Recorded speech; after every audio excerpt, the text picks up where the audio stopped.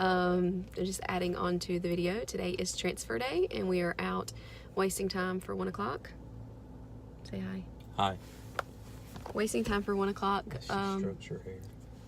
I like doing that. To be at the clinic for transfer at 1:30. We went out to dinner last night, 6-ish, 6:45-ish, and did not get done with dinner until like 9:30. Because we were talking. Because we were talking. Yeah, not because we were eating, because we were talking. So we spent 3 hours talking to our IPs, my IPs, whatever. And it was fun. We had fun. Did you have fun? Did you have fun? Oh, yeah. Mm-hmm. And then he just went and bought a drone. Is that how you say it? Yes. Yeah. So we are out today getting ready to go to transfer soon, and I have on my little pink and blue earrings, and I have my leggings with my Clemson blanket, and I have on my socks, and I'll insert a picture of them that say God's got this, which my I am got for me. So they're really cute, and hopefully soon I'll be updating that we're on our way home.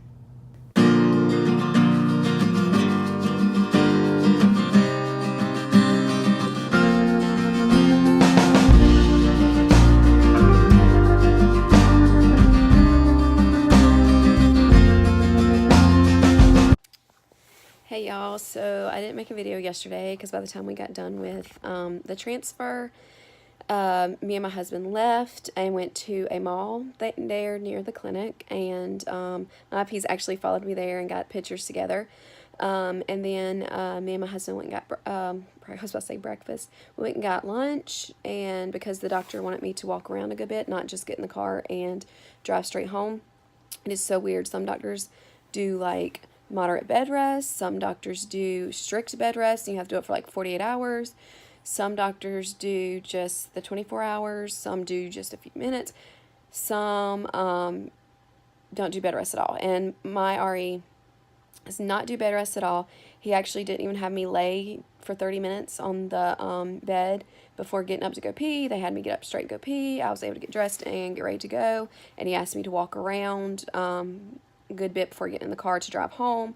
And then we had to stop every 2 hours for me to get out and walk around, which worked out because we stopped once for gas, and I walked for a good bit, and then we stopped, and this was after we had stopped already to eat, and then we stopped for bathroom breaks and drinks and stuff. So I was able to get out and walk, and we still got home before my children got out of church. They were with our neighbor, and she took them to church because she goes to church with us. And so we were able to pull into the church parking lot right as they were getting out and pick the kids up. So that was really good. So when we got there at the clinic, it's funny because I was like just walking into the clinic door, and I get a call and says, you're supposed to be here at 12:30. And I was like, no, I was told to be there at 1. And they said, well, your procedure is at 1. I said, I was told my procedure is at 1:30. So I get in there and go to the floor that I was told to go to. And that lady said, well, actually, I think you're supposed to be upstairs. And I was like, no, I was told to be here. And she's like, okay, well, let me look. And so she calls back, and she's like, okay, Jessica here for Dr. such and such for transfer at 1:30. I was like, see, I told you it was 1:30. That's what I told my husband. So they went ahead and took me back, did an ultrasound on my bladder to see, how full it was, and it was extremely full, and I hadn't even drunk, like, all the water they had told me to by then. I was supposed to drink between 12 and 1:30, no, sorry, scratch that, between 11 and 1:30, 32 ounces of water, and I hadn't gotten that in. Like, I'd been drinking water and lemonade all morning, but I had went to the restroom around 11:20, 11:15, something like that.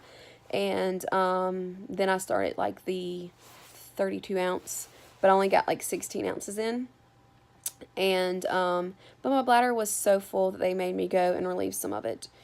So the nurse gave me a cup to fill, and that was all I was supposed to do. It is so stinking hard to stop your body from peeing, especially when your bladder is extremely full.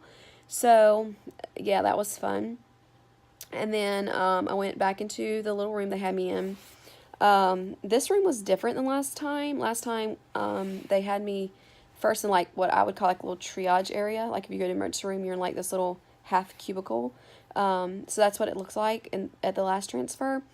And I waited there, and then they got me and took me back to what looked like an OR room.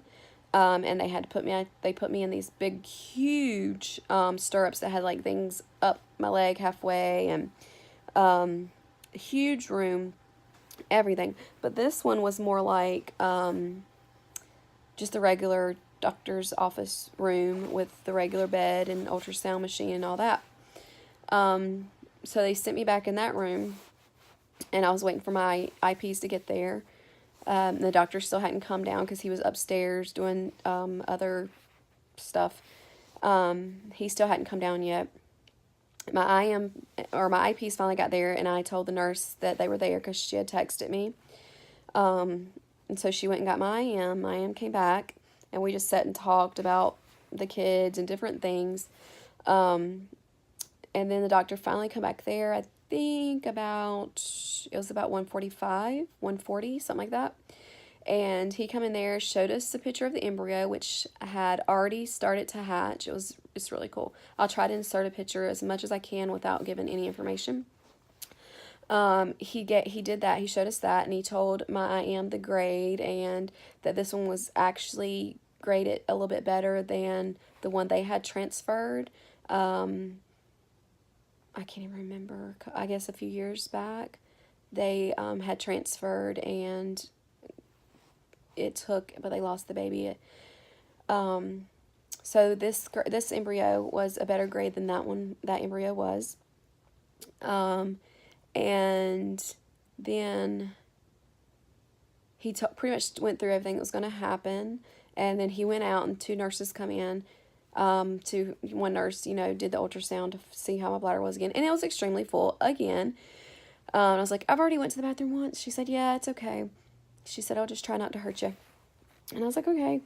And then the doctor came back in, and then the embryologist come in and let my IM look through the microscope to actually see the baby. It was so weird. Well, I mean, it's not weird, but it's a little cool that the petri dish was inside of an incubator, like that they would put preemies in, and then the microscope was attached to the top, so that I guess everything was sanitary, or sterile and all that. My nose is itching. Sorry, guys. So then she got to go look, and when she looked, he told her that the embryo had now completely hatched, which was awesome. And then they did everything. The doctor was like, okay, he was getting ready to put like the spectrum in. He's like, this is the hardest part. And I was like, yeah, me trying not to pee on you? Yeah, that's the hardest part. And everybody laughed. It was funny. But then they did the transfer. Everything looked good. Uterine lining looked great. And it's so cool. I'll input the little picture of the ultrasound for the embryo when they transferred the embryo. And then, of course, I got up straight away, went to the bathroom.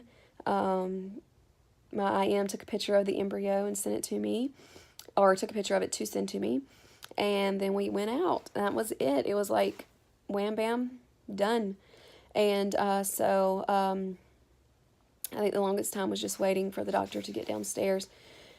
And so now we have our beta on the 28th. And hopefully it's a good number, high number, and it doubles the way it's supposed to. And this will be the first and only transfer, and we can have a beautiful baby for them in October. So that is it for now. That's the transfer. My IM said I could test. I don't know at this very moment if I'm gonna test. They don't want to know until beta. She kind of hopes I do test, and then she's probably going to call me and ask me. So I'm going to wait a little while. If I do, I haven't made up my mind yet. But if I do, I'll make a little video, but it won't be posted until after we know beta and they know for sure.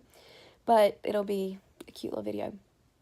And that's it. My IPs do not know the gender of the baby or of the embryo baby, and they won't know until birth.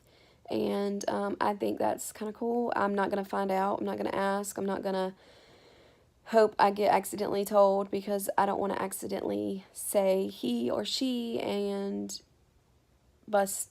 ruin the surprise for them. So right now I'm calling it Little Lamb because I don't want to call it it, and I don't want to call it he or she. I won't lie, I did talk to the little lamb yesterday and told it to stick and stay there and don't split. And so that's what we're going to call it, is Little Lamb until it's born. I don't know why I chose Little Lamb. I just think it's cute. And that's it. So that is the journey so far. And I'm excited to be at this point. And hopefully on Monday, well, the 28th, not this coming Monday, but the next, I can upload a video to give you guys beta and pregnancy test if I choose to do one. So that's it, and you guys have a blessed rest of your week and an amazing weekend. Bye.